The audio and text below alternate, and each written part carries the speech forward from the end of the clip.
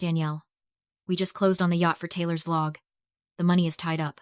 That was my father's response when I called him begging for $12,000 to save my leg. I was sitting in a medic tent with my bone exposed, terrified I would lose my military career. He didn't ask if I was okay. He just sighed and said, "Use the pain to build character." Then hung up.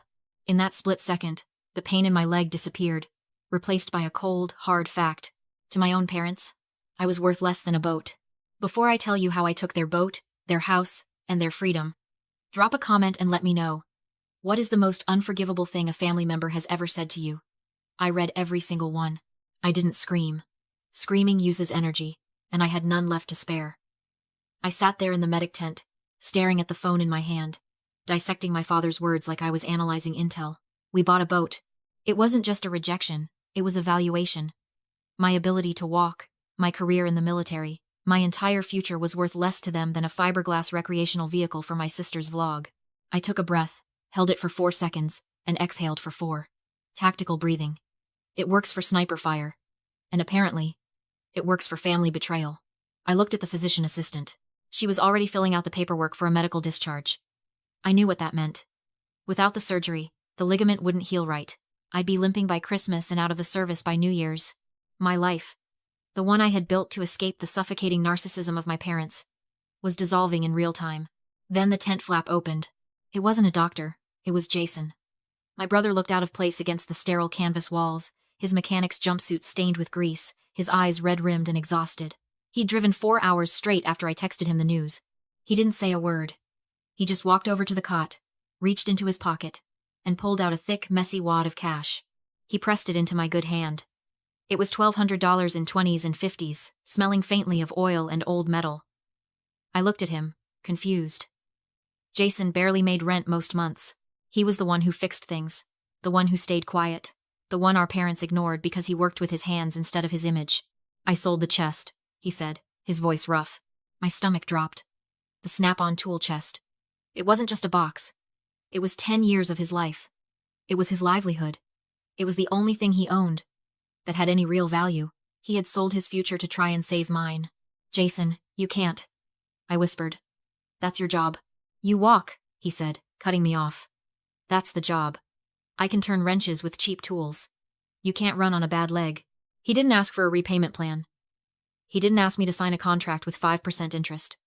He just gave me everything he had because he couldn't stand to see me fall. In that moment, the contrast was so sharp it drew blood. My parents had millions in assets and credit, yet they wouldn't part with a dime. My brother had nothing, and he gave me the world. I closed my hand around the cash. It wasn't enough to cover the surgery. The bill was $12,000, but it was enough to wake me up. I had been saving a settlement payout from a training accident 2 years ago. A safety net I swore I'd never touch unless it was life or death. I realized, looking at my brother's scarred hands, that this was it.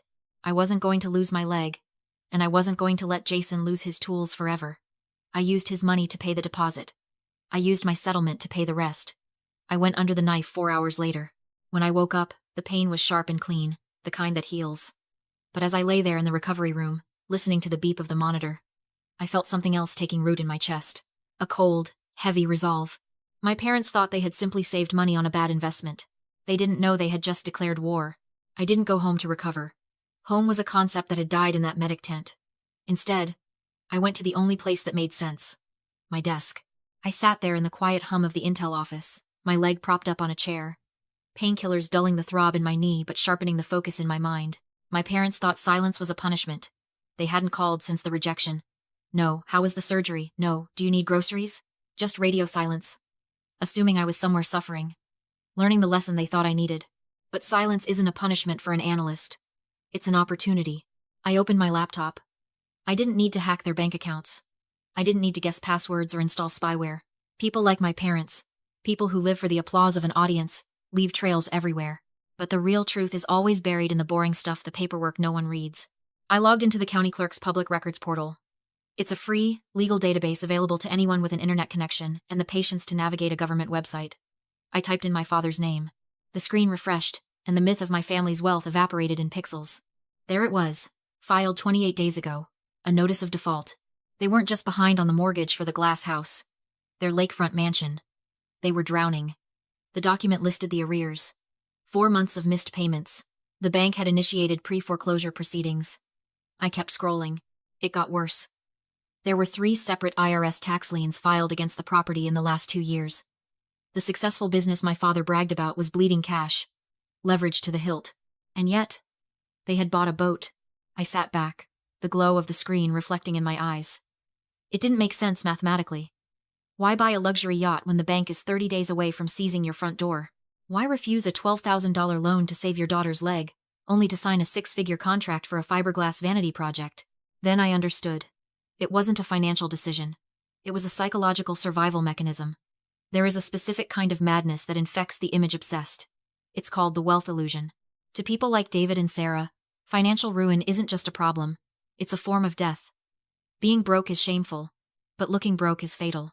When the walls start closing in, a rational person cuts costs. A narcissist spends more. They buy the boat not because they can afford it, but to prove to the world and themselves that they aren't sinking. The yacht wasn't a purchase. It was a disguise. It was a desperate, shiny shield held up to blind the neighbors so no one would see the foreclosure notice taped to the gate. My leg wasn't sacrificed for their financial security. It was sacrificed for their ego. They let me bleed because helping me offered no social currency. Saving a daughter happens in private. Buying a boat happens in public. I looked at the numbers again. The total debt was staggering $850,000 in distressed mortgages and loans. Most people would see a tragedy. I saw leverage. They were standing on a trapdoor, smiling for the camera, completely unaware that the latch was broken. All I had to do was reach up and pull it. I didn't storm the castle. I bought the mortgage.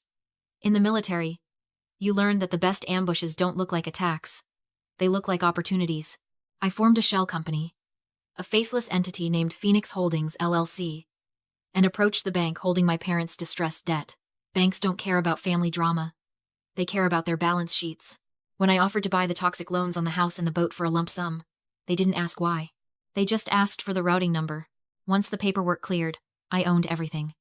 I owned the roof over their heads, the floorboards under their feet, and the ridiculous yacht docked at the marina. But ownership wasn't the goal. Eviction was. And to do that legally, quickly, and brutally, I needed them to walk into the trap themselves. I hired a lawyer to act as the face of Phoenix Holdings. Mr. Sterling was perfect for the role: silver hair, an expensive suit, and a voice that sounded like old money. I gave him a script designed specifically for a narcissist's ear. He wasn't there to offer charity. He was there to offer a strategic partnership. Sterling met my father at his favorite lunch club. I wasn't there, but I had the transcript. "Mr. Henderson," Sterling said, pouring the wine, "my client specializes in assisting high-net-worth individuals who are suffering from temporary liquidity issues. He admires your lifestyle management. He believes your brand has value." That was the key. He validated the lie. He told my father exactly what he wanted to hear. That he wasn't a failure drowning in debt, but a misunderstood genius just waiting for the right backer. The deal was a sale-leaseback agreement. Phoenix Holdings would pay off all the arrears, stopping the foreclosure instantly. In exchange, the title of the property would transfer to the company. My parents would remain in the house as tenants, paying a manageable monthly rent. To sweeten the pot, Sterling slid a black metal card across the table. "A corporate credit card," Sterling explained. $50,000 limit. For operational expenses to get your affairs back in order. My father's eyes reportedly lit up like a child's. He saw a lifeline. He saw free money. What he didn't see was the fine print. The contract contained a specific provision I had drafted myself. The moral hazard clause. It stated that the tenant's occupancy was conditional upon financial discipline. Specifically, any single personal luxury transaction over $500 charged to the corporate card would constitute a material breach of contract. The penalty wasn't a warning or a fee. It was immediate lease termination and a self-help eviction, governed by commercial lodging laws, not residential tenancy. Basically, if they spent money on toys instead of bills, they were trespassing. David didn't read it. Of course he didn't. Narcissists don't read contracts. They assume the rules will bend for them. He was too busy staring at the black card, already imagining the status it would buy him. He signed his name with a flourish, grinning at Sterling like they were old friends. I received the signed PDF in my inbox an hour later. I stared at his signature, the loops and curves so familiar, so arrogant.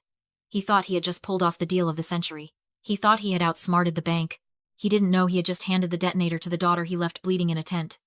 The trap was set. Now, I just had to wait for them to get greedy. 3 weeks later, I was sitting at my desk reviewing satellite imagery when my phone buzzed against the hardwood.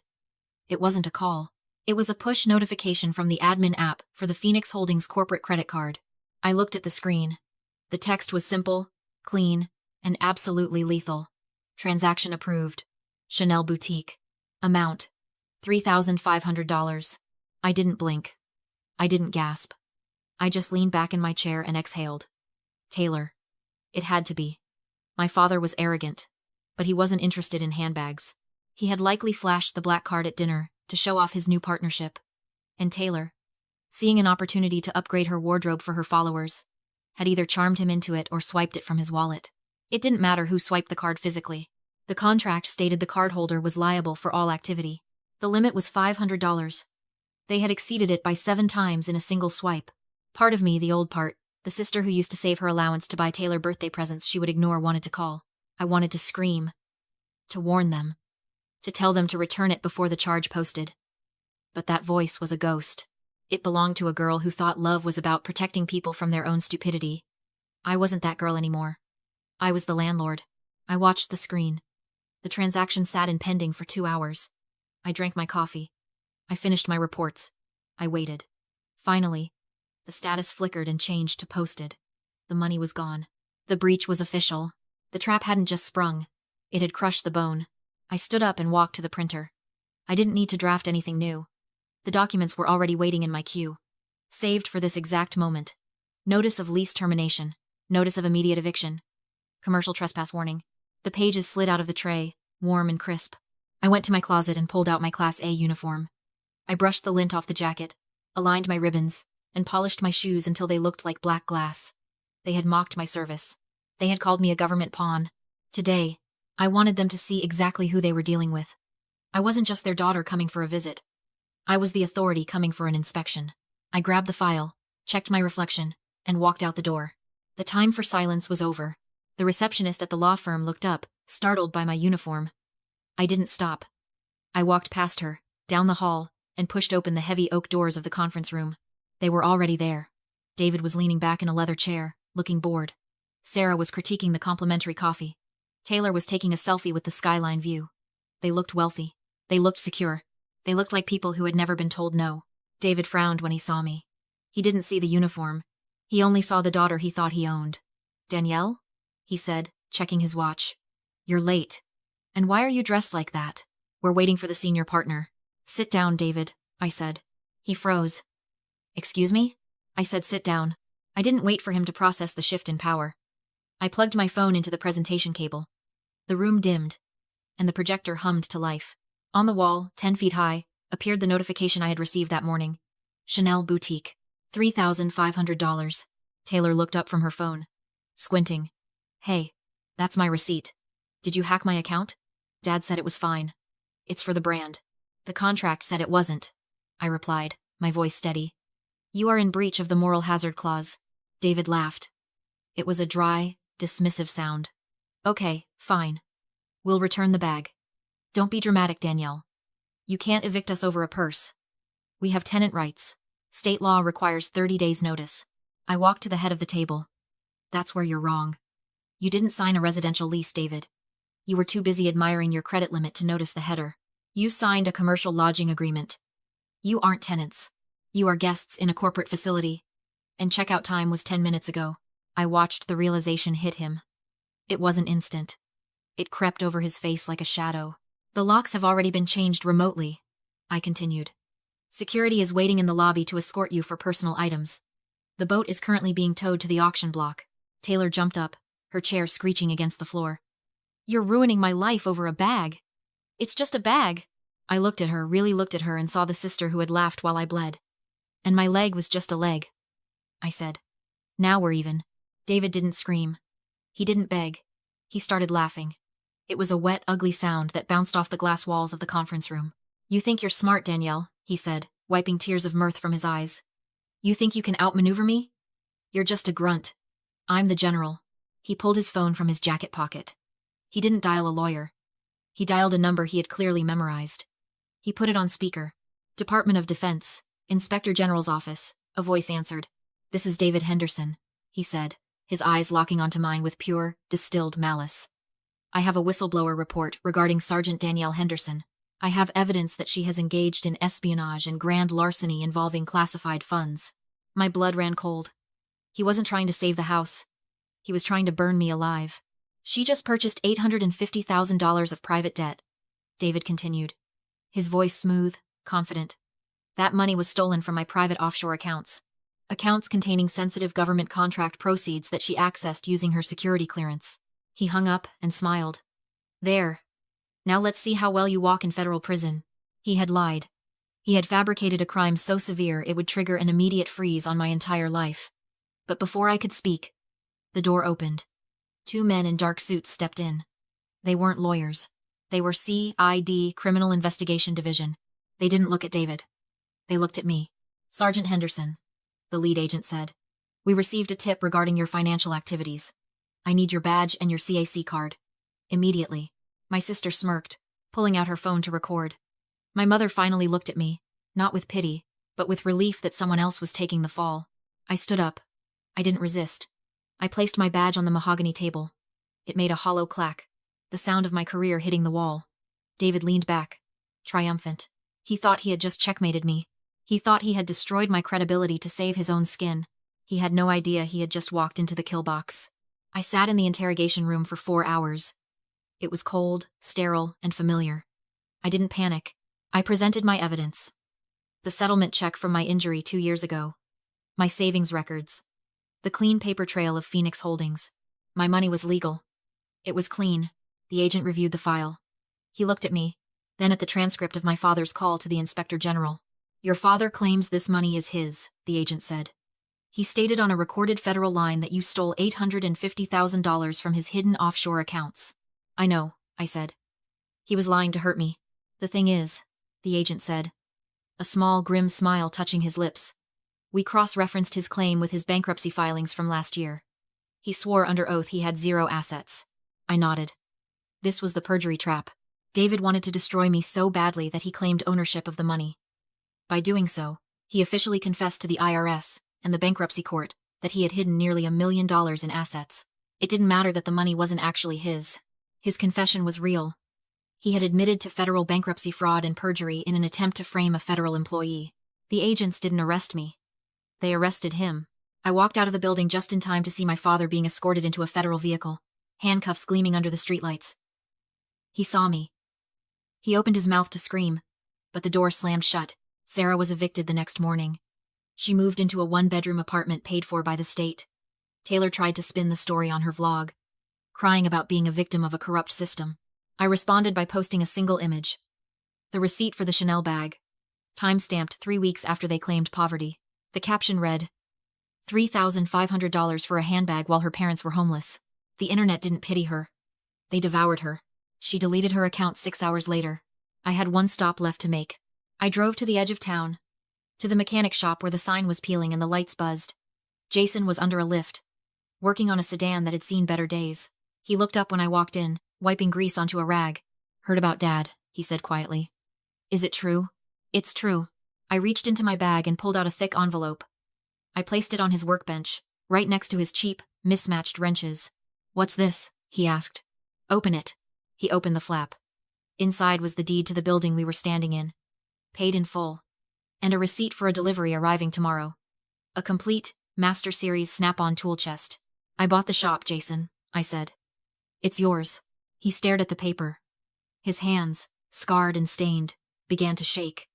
He looked at me, eyes wide, struggling to process the shift in his universe. Why? He choked out. Because you sold your tools for me, I said. And nobody messes with my mechanic, he cried then. Ugly, heaving sobs that echoed off the concrete floors. I didn't cry. I just stood there, watching him, feeling the final weight lift off my shoulders. I walked out into the sunlight.